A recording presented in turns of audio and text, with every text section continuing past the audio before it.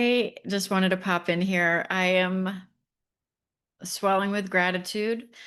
I just hopped off of a Rise Sister Rise call, which was amazing and so fun, so powerful, so potent. And so I'm just high on frequency and I'm getting ready to go for my little sacred walk. But before I did, I felt the urge to hit record, and there were a few messages coming through. I'll be curious to see if they all interconnect or if these are going to be separate transmissions. But one thing that's coming through that I wanted to share prior to the call is bubbling up. And so I'm going to share it now, is a story. I was sharing this with someone the other day. Um, and we'll see if this resonates. If it does, let me know in the comments. But I was my whole life is one big synchronicity, as I'm sure you can relate. It's really odd for me to go more than like 15 minutes max without some profound synchronicity, and it's so fun to live a life that feels so magical, and I feel so blessed to have such a connection to the source of creation that everything feels so connected all the time. But this is kind of a funny story. So this was probably a couple of years ago now. I was laying on my couch taking a nap, and when I woke up, I looked at the clock and it was 10:10 and didn't think anything of it. Obviously, that was a synchronicity. 10:10 is a number I see often, and especially as I'm entering a new fresh start, which many of you may be resonating with right now at the time that you landed on this. So I fell back to sleep and woke up again. I don't, and I looked at the clock and it was 10:44. Another number that I see all the time is obviously 144, and 10:44 is just 144 amplified. And so I was like, that's interesting. I just randomly woke up again and another synchronicity. Cool. And threes are very significant. Threes are very significant on my path. And so I fell back to sleep. And the third time I started to wake up, instead of opening my eyes and looking at the clock right away, I decided to be resistant. I was like, I sat there with my eyes closed and was like, there's no way this is going to happen a third time. I have no idea how long I was asleep. Could have been like 3 o'clock in the morning for all I knew. I had no idea. But all I knew is that I wasn't going to open my eyes right away. I was trying to be resistant. I was like, there's no way this is going to happen a third time. Like the other times, I just boom, opened my eyes and boom, saw the clock and it was a synchronicity.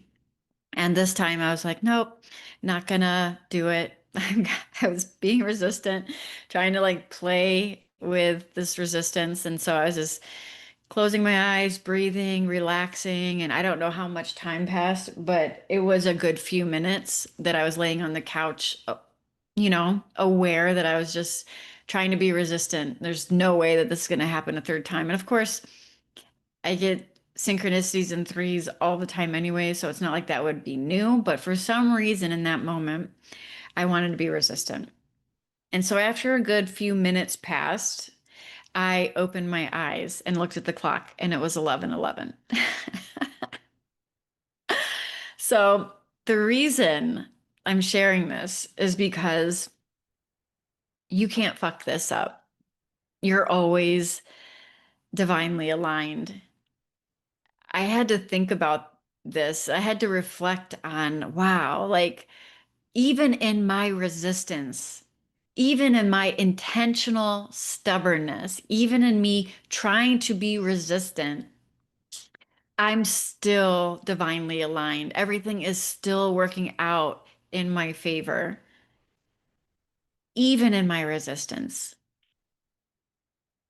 even trying to be stubborn, even trying to control the process, this illusion of controlling the process. So there's so many like deeper themes here that I wanted to speak to because like as I reflected, I was like, wow, like what was it that had me resist just the right amount of time? Had I resisted a shorter amount of time and only resisted for 10 seconds instead of resisting for like 2 or 3 minutes or whatever it was, I would have woken up at a totally different time. But I just happened to resist just the perfect amount of time to wake up and see 11:11. So I was like, what was it that had me resist just the perfect amount of time in order to wake up and see the clock and be nonetheless divinely aligned no matter what? There's so much here. There's so much here. First, you can't fuck it up. Second, you are the synchronicity. You are one with all things. So you're always going to be in the right place at the right time. You are divinely aligned. And the more you live from your true nature and you live from this, the more everything lines up. It's the natural reflection of being in alignment, right? And it's like, but the other core piece here that I wanted to touch on is even in the resistance, even in what appears to be not working out, even what appears to be the illusion of control, all of all of that, everything is still working out in your favor. You are still divinely aligned.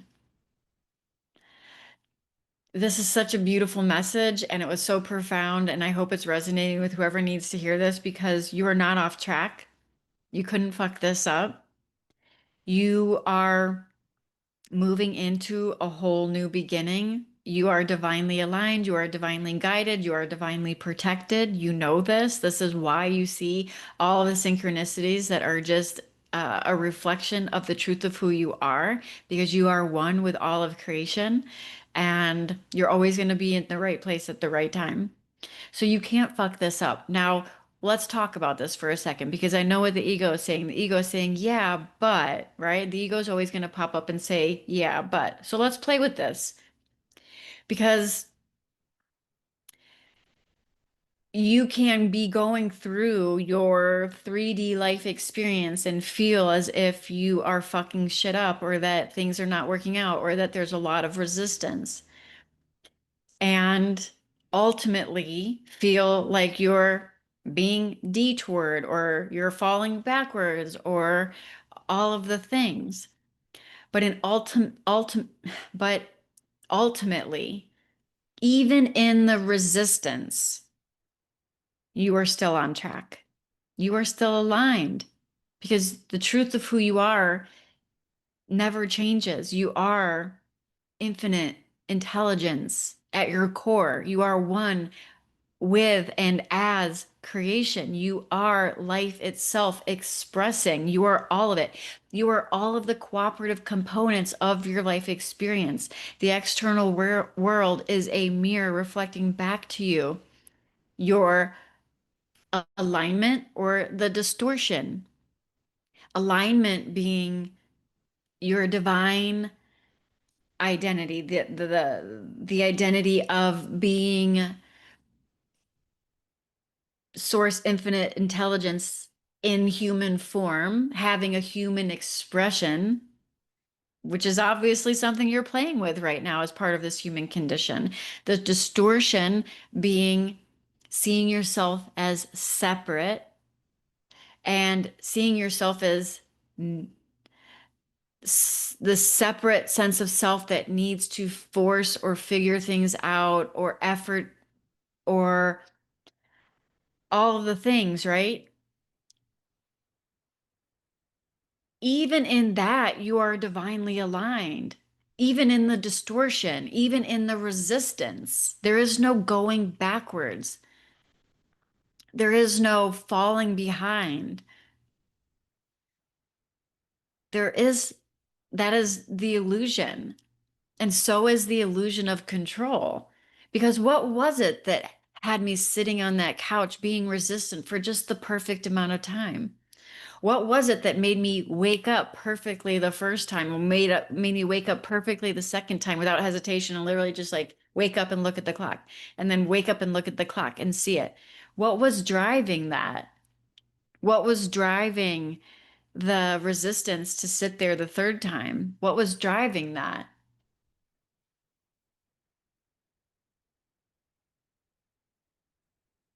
Was there any, the illusion of control was that I was creating that I was controlling this process. And it's like life reflecting back to me, like, girl, no matter what you try to do, everything's unfolding perfectly. You can't fuck this up. Even in your resistance, you're divinely aligned. Even in your resistance, you are right on time. Even in your resistance, everything is working out for you. Even in your resistance, everything is working out in your favor.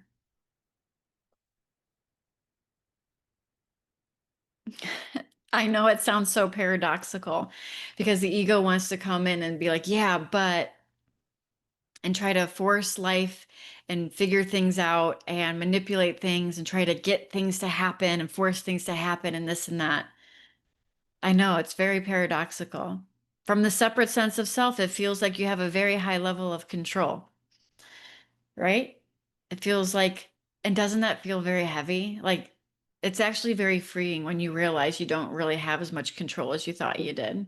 At first, it can feel very scary to the ego because the egoic mind comes in the back door as the illusion of control is dissipating and as like the personal will that has to grip the wheel and try to figure everything out is like dissolving and divine will is taking over. This can be scary to the ego because the ego's like, wait, if I don't interject here, like, and make shit happen and try to figure everything out and control the situation, shit's gonna hit the fan. And the mind is always in threat prevention.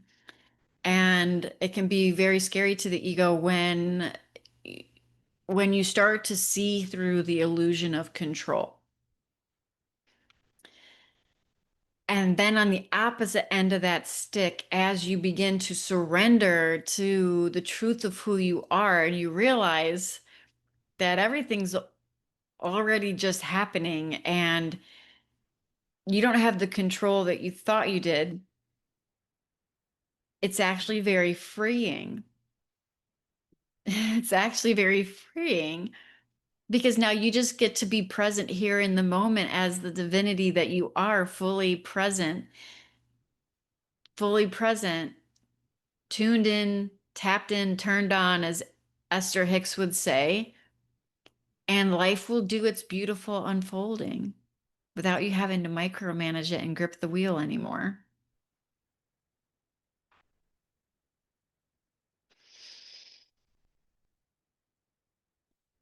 So I know that's kind of a silly little story, but it was so profound and it's so paradoxical and it's so illuminating for whoever was meant to hear this. I hope it landed. I was getting full body chills as I was delivering it because I know I'm sharing this for a reason, and you are resonating with this likely because you are stepping into um, what appears to be a new phase and you feel like you could fuck this up or things could go wrong or that the ego is going to tell you all kinds of things that you're not on track, that you're behind, that things aren't working out, that you could fail, like all of these things.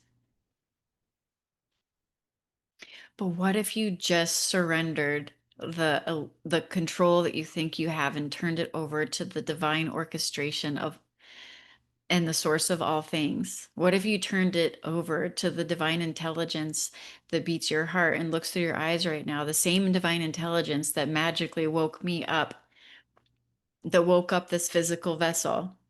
That is the truth of who I am. I am the divine intelligence. I am the awareness. This body just woke up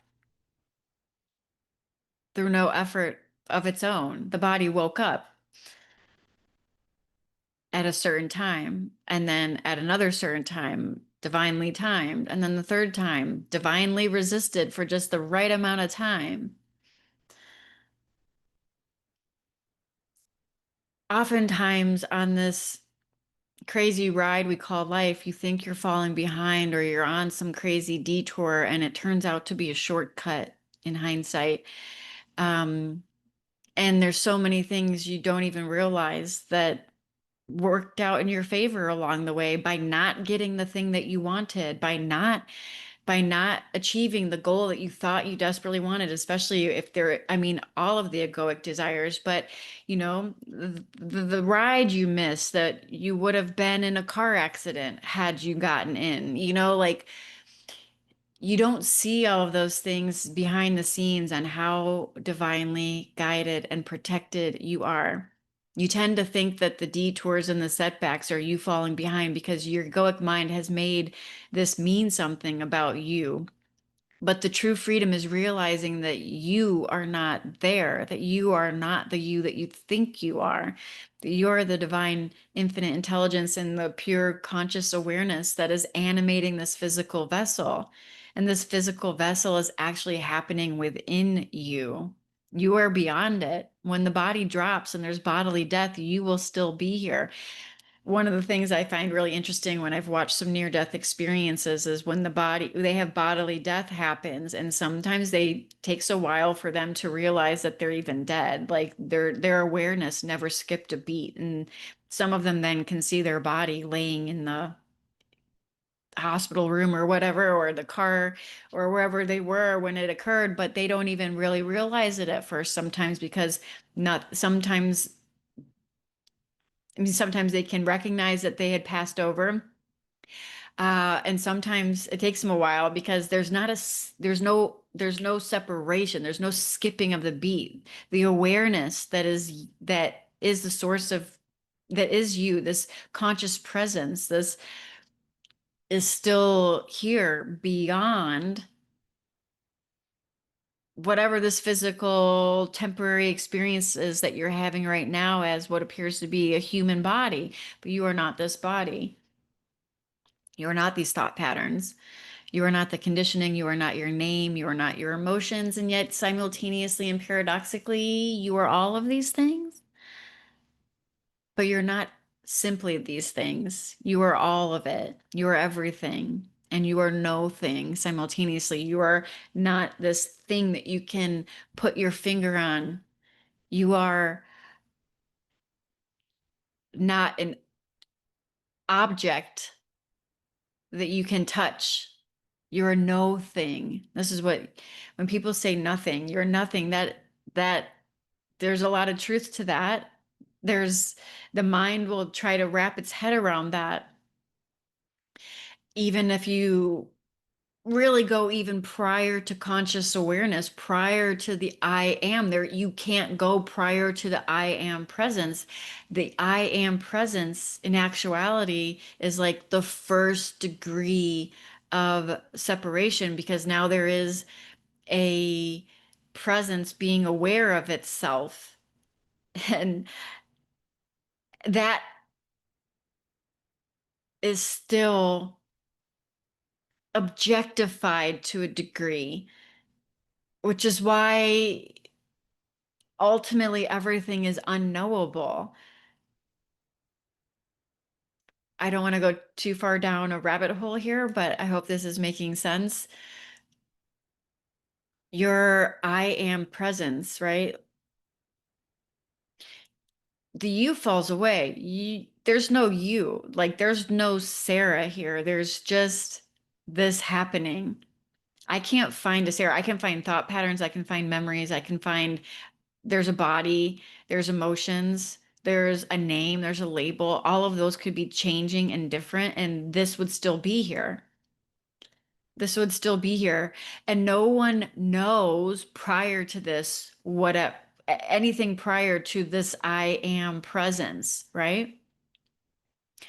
So when I say it's like the first degree of separation, albeit a very high degree of separation, even resting as the witness is a very high degree of separation.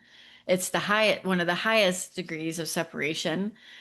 And we kind of need that if you want to be able to play in this experience in a certain way, right?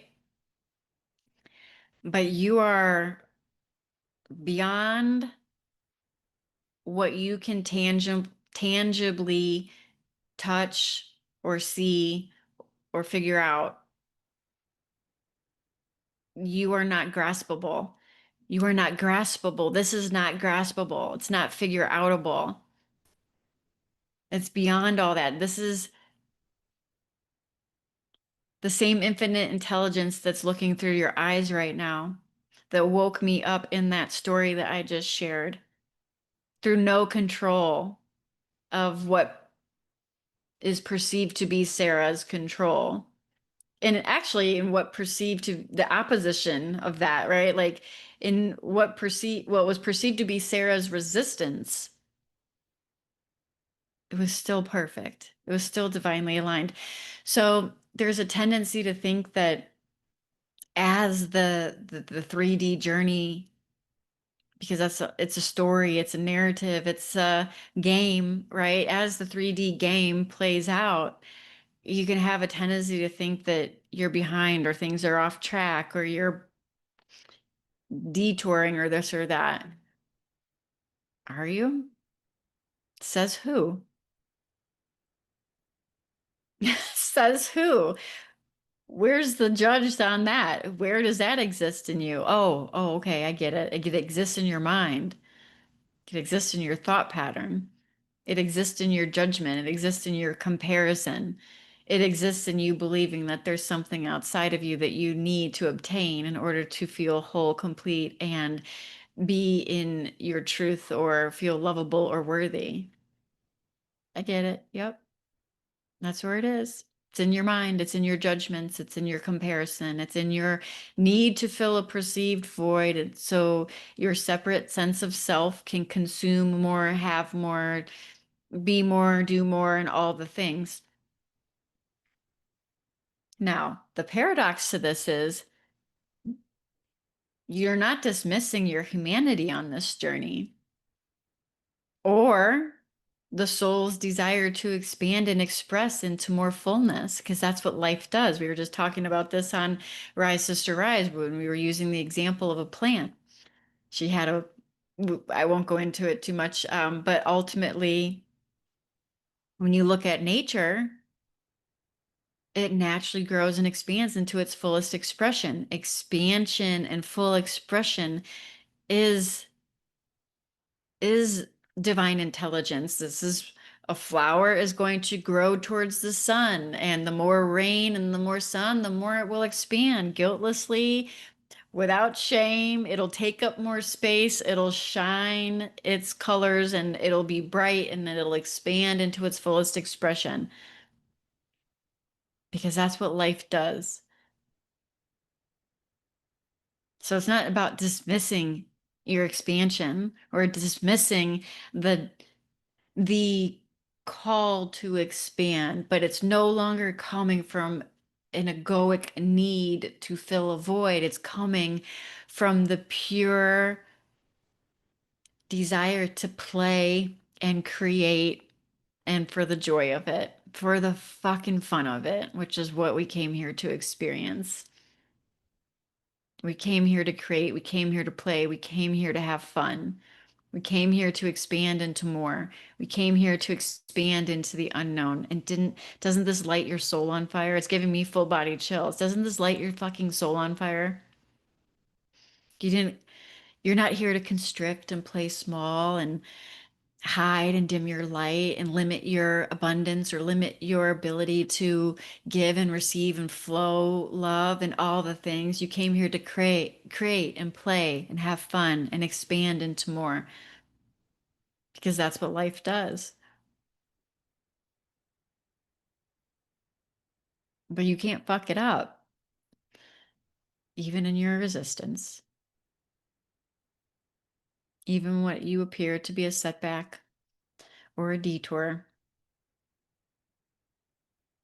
because it's always working out for you. It's always in your favor. I promise you.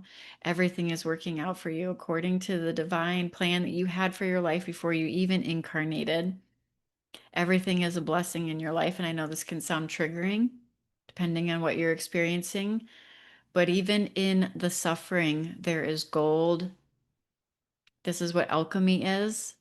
It's turning shit into gold through your conscious presence. You are an alchemist. You are here to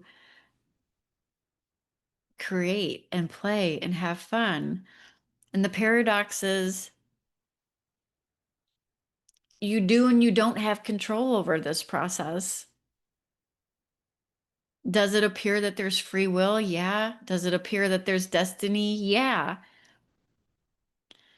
There's no absolute to this. This is unknowable. This is doesn't make any sense. None of this makes any sense. The mind would love to try to conceptualize this and put it in boxes and figure it out, and that's all it can do. And then you can live from this conceptual reality that's like a layer above the truth. And I know it's not like actually a layer above, but that's kind of like the vision that I'm getting right now. It's like you can have your perception of reality in these conceptual boxes, trying to figure everything out, which completely just sucks you out of the present moment where all of the power and all of the fun and all of the play and all of the freedom is right here and now as the divine creator that you are. The closer you get to the truth, the more paradoxical it will sound. So I know this transmission absolutely makes no sense. But for those that are meant to hear this, this is going to resonate with you on a deep level because I'm not talking to the conceptual mind that needs to understand this. Do you have what appears to be the ability to fix yourself or have personal development play out or fine tune X, Y, or Z with your body or your surroundings or whatever? Yes, you have the appearance of that showing up here. How much control you have over all of this ultimately gets revealed to be less and less and less than what you actually think you have.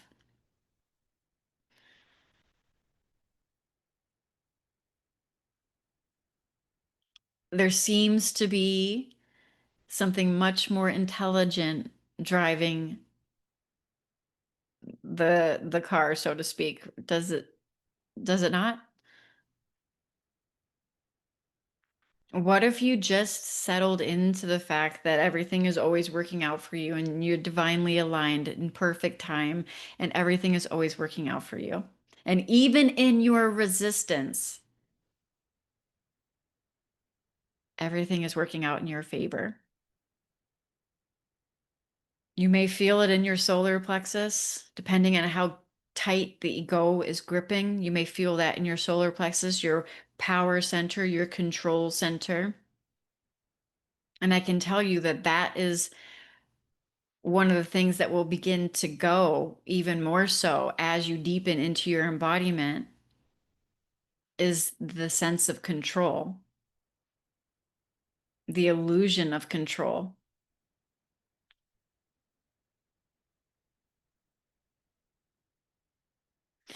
And we can go back and forth about this all day around personal responsibility, living through by a moral code, and all of those things. Ultimately, what it appears over here as is there's only ultimately one choice. It all boils down to one choice, and you don't even really get to make this choice until you're graced by divine align you're divinely anointed to really see this because until then it's closer than close and you can't see it. And the ultimate choice is whether you're going to remain as the divine presence that you are or whether you're going to live as a separate sense of self and get pulled into an identity that is rooted in fear. Ultimately, it is the choice of love or fear. And there's nothing wrong with playing the game of the separate self. There's a lot of roller coaster rides you can go on over here, and they can be really scary and really fucking exhilarating simultaneously. This is the smorgasbord of life that you came here to experience. But at a certain point, it appears that it becomes much more satisfying or pleasant or peaceful to remain as the truth of who you are, identified as the truth of who you are. And I hate to use the word identify because it's not like another identity, but it is you living consciously as a human a physical expression of the divine, and you're still co-creating with life. So there's still the sense of individualism. There's still a sense of authentic expression. There's still a slight sense of separation in order to play this game and have this individual authentic expression. And this is where the fun is. This is where the most freedom is. This is where the play of creation gets to play out. Where you go beyond trying to figure it out, whether you have control or whether you don't have control doesn't fucking matter anymore. You're just so present in the moment, having fun. The mind surrenders the need to try to figure this journey out anymore, this game figured out anymore. And you just get to live it. You just get to be it. You just you just get to live it. You just get to be it. I'm getting full body chills right now. This is it. You just get to live it. You just get to be it. And you get to live it and you get to be it from this expansive, boundless, limitless place that still gets to play and experience this game of duality and all the things, but you're no longer subject to ride the rides that scare you anymore. If this is a big roller coaster park, you were going on all of them, right? You were addicted to the dramas, and you were addicted to the trauma, you were addicted to the gossip, you were addicted to the things, and so you rode all of those rides. And you rode the exhilarating rides and all the highs and all the lows that go around the roller coaster. And now you just get to play more discerningly from divine discernment, so to speak. Where if a certain ride is no longer serving you, you just don't fucking get on it anymore. You just play the rides that are fun, that are joyful, that feel like ease, that feel like flow, that feel like peace. And you consciously discern those. So again, back to this choice or no choice, it appears as if there's ultimately, if there is choice, there's one conscious choice, the most important choice, and it's so easy to miss, and that is, are you going to remain as the boundless, limitless expansiveness that you are, or are you going to ride the ride of the separate self again and go down that rabbit hole? And there's no judgment because your soul signed up to play the game. And not every soul signed up in this incarnation to realize their true nature.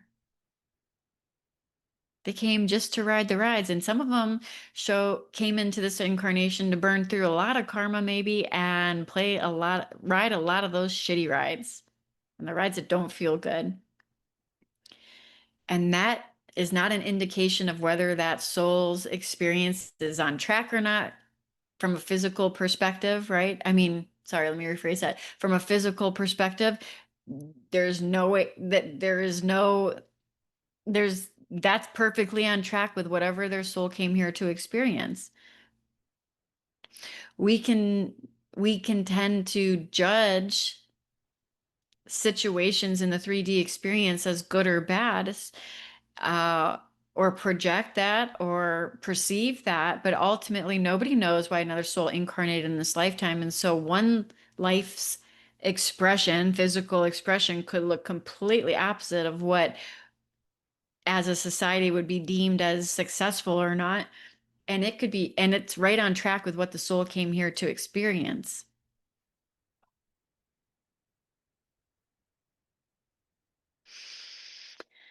So I could talk about this kind of stuff forever. It's so fun.